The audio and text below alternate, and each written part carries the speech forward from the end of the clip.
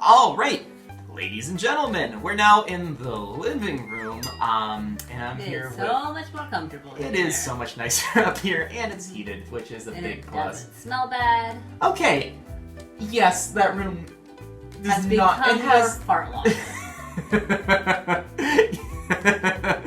Yes, it is a fart locker, but it's my fart locker. Right, yeah. Alright guys, I'm here with Mrs. Marchetti. For a second time. Yeah. That's right, this is take 2. This is take 2. Mrs. Marchetti, we talked about it in take 1, which we keep referencing and you didn't see.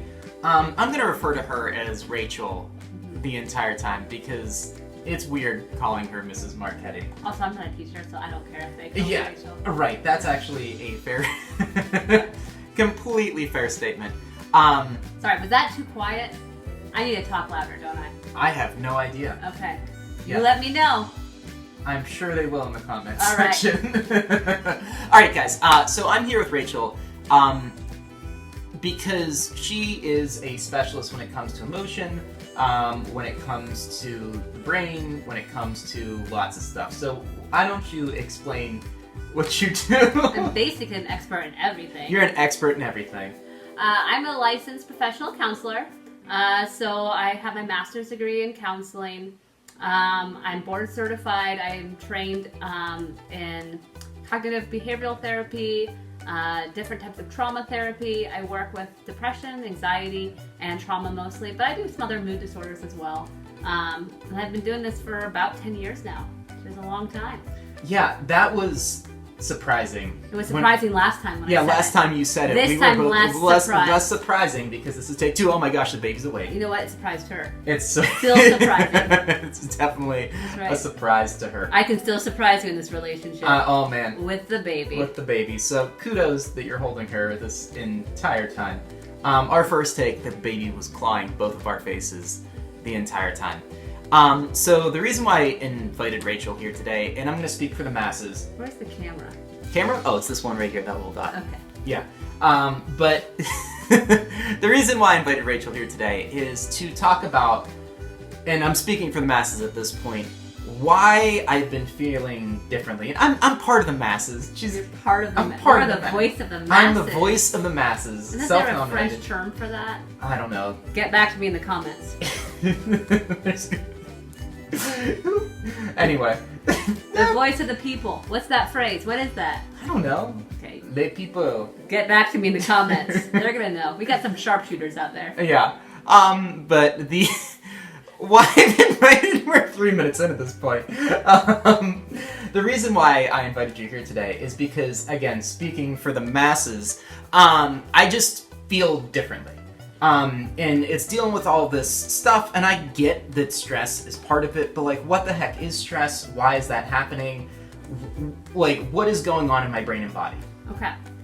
So, let's start with talking about your insula, which is a part of your brain that basically is the thermometer, I guess, of your brain. It's the part of your brain that it surveys the body and tells your brain how you're feeling. So it's a part of your brain that tells you if you're hungry, hot, cold, right? Like all of those feelings, right? As well as emotional feelings. But with emotional feelings, it really only surveys 4 things. Good, bad, high, low, okay? So let me give you an example. We'll start with the good. Good, high, I like to think about as that feeling of, I love roller coasters. So if you're going up a roller coaster, right? And my heart's beating really fast, and I clench the bar, I want everyone to know that when we start to go down, I put my hands up. I do not. They're playing my song. Yeah. Butterflies Fly Away. No, the butterflies are flying in, Miley. Yes. But when I'm going up, I'm clenching that bar, my body's tight, my heart's pumping a mile a minute. I am scared, but it feels good. It's an excited feeling, right? So that is high and good. Then you have high and low. High and low is that feeling like during the winter snowstorm when you come back in from snow, maybe not a storm, but the winter blizzard, and you've gone sledding, you come back in and snuggle up on the couch underneath a warm blanket and you drink your hot chocolate and you are feeling totally comfortable and relaxed and good and warm and happy, right? So yeah, I love that feeling. Yeah, those are the good side. People don't usually come to therapy for those feelings. So let's focus on the bad. So you have bad and high. Bad and high is that feeling of that we often classify as anxiety, sometimes stress, right? So that's bad feelings with high energy. Bad feelings with high energy. So oftentimes it looks like your heart is racing. Sometimes there's physical symptoms. Your heart is racing. You might notice that your shoulders get kind of pulled up to your ears. You're getting a little bit tense. Sometimes people have that just like that internal energy. Like I can always see clients that have energy. Their knee is moving a mile a minute, right? Like some part of their body is always moving. I've actually had people who came in because they thought they were having a heart attack. They went to the hospital, they got all the tests, and they said, oh, it turns out you have anxiety. So that's also a thing that happens. Or it could be that you don't have any of those symptoms in your body, but your brain keeps going, and you just think.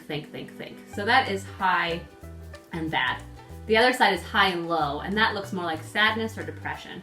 Now, I want to clarify that just because you're sad, just because you have these feelings does not mean that you're like clinically diagnosed with any of those things. Now, probably some of you are, because statistics show that, how many kids do you have? A lot. Some of them are probably going to have some of these, but not all of you, right? But these feelings are universal, right? So we've all felt stressed. Doesn't mean we have generalized anxiety disorder. We've all felt sad. Doesn't mean that we all have depression. Okay. Okay. So just to clarify here, so you know what? Like you said, is it this take? I have a birthday coming up. I haven't said that yet. Oh. But now you're the guy who's just asking everybody to tell about his birthday. Well, as I say that now, my shoulders are tightening up and I'm becoming shorter of breath. Does that mean I have chronic anxiety? No. Am I just having an ancient moment? Right. Yes, exactly. Okay. Most people, not everybody, most people, if you came to the thing today and it said pop quiz, you have to fill this out in 2 minutes as fast as you can, we're all going to have that moment of like, what the heck, right? And you have your blood pressure changes, right? All of these symptoms change in your body and also in your brain where you're going, are you kidding me? I haven't studied enough. I'm not ready for this, right? That is an anxiety thing, does not mean you're diagnosed, right? Okay, so that's totally normal. That's Totally expected. normal. Yes. But if I have that feeling all the time, and I want to clarify, people with general anxiety disorder are also totally normal. So I don't want to use the word like normal here. Okay. No, thank you for calling that out. Yeah. But if you have a diagnosed issue, that often means that it's just more present. A lot of times that means your baseline's higher, right? Like, it doesn't matter what's going on, you usually have that feeling of anxiety kind of internal. Or it means that you're having panic attacks where it feels like you are like the people I said come because they thought they were dying. They thought they were having a heart attack. And that is pretty life altering, right? Okay. Of feeling that like, okay, I can't go shopping right now because I'm afraid, I don't know why, but going into Walmart really freaks me out. Okay. Which leads us to why COVID-19 is really affecting all of us. Oh, yeah. But the opposite you said can be happening too. Right. I can have low energy and bad feelings. Low and bad is that sadness, and I'll say / depression, depending on how consistent it is. Okay, right? so I'm sorry to jump in again. So I do like that pop quiz you mentioned. I think I did well, then I get the test grade back. I get a 1 out of 10 or something like that, and I go, oh, I'm depressed now. That's not depression, I'm having a moment where I'm a little sad. Right, you're having a sad moment. Okay. Again, all these feelings are universal. Everyone has those sad moments. Or, you experience the loss of a pet. That's really sad. And that might throw you down for a few months even, right? That wouldn't be depression. You could still see a therapist about it, right? We're all going through some adjustment about what's going on. But when we talk about depression, we're talking about things that are more consistent. Even when things are going really well, it's like hard to feel better. And so let me explain what that feeling is. Low and bad is often feeling more of that lack of motivation, lack of energy, right? So everything is just slowing down internally and you're feeling bad. In fact, your frontal cortex, if they do an MRI of your brain and you're depressed, they'll see everything's literally dark except for the small strip that's thinking about yourself. And the reason why that's lit up is because it's all these bad thoughts about ourselves, right? Oh my God. I'm terrible, I'm worthless, I did that one bad thing in math class, and what if everybody's still talking about it even while they're home, right? Like, Wow. all that stuff is light up and going crazy. And everything else about, even the positive stuff about you, it's not lighting up so much, so it ends up not having as much of an impact. So which one would you like to talk about first? We could talk about high and bad, or we could talk about low and bad first.